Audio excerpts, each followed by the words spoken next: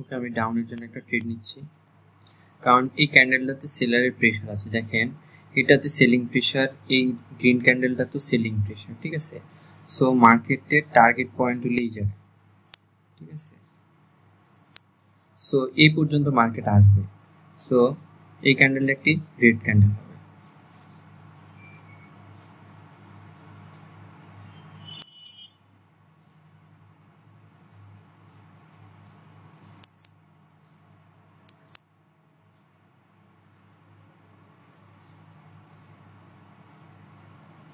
So আমাদের ট্রেডটি win হয়ে যাচ্ছে, কারণ এখানে হিউজ সেলিং প্রেশার ছিল, যার কারণে আমি ডাউনের জন্য ট্রেড নিয়েছি।